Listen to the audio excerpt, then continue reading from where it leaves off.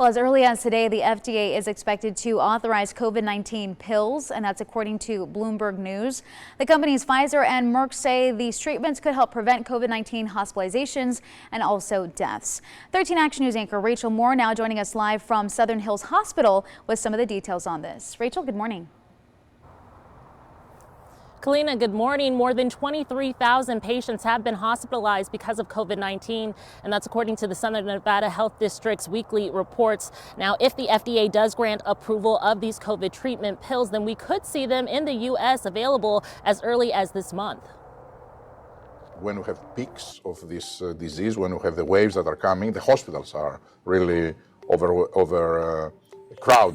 And that creates significant issues to the healthcare system. Right, with this pill, we are expecting that instead of 10 people going to hospital, only one will go, and actually no one is dying. Now, Pfizer's CEO wants to make clear that their pill treats COVID-19. It does not prevent it. He said vaccines are still the primary tool in the fight against the virus.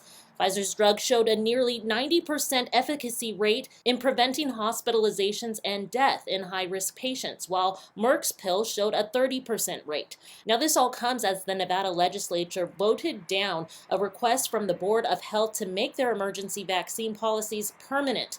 The mandate for state workers will expire in early January. The student mandates have already expired this past weekend, so any student, no matter their vaccination status, can register for the spring semester. The legislature was split on this decision, affecting thousands of state workers and college students. The goal to prevent all people from getting this particular virus may be a little more wishful thinking than otherwise. It is irresponsible of us to say that because something is not foolproof, that we do not support it.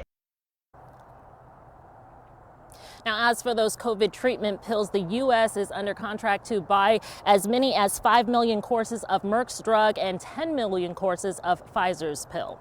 Reporting live, Rachel Moore, 13 Action News.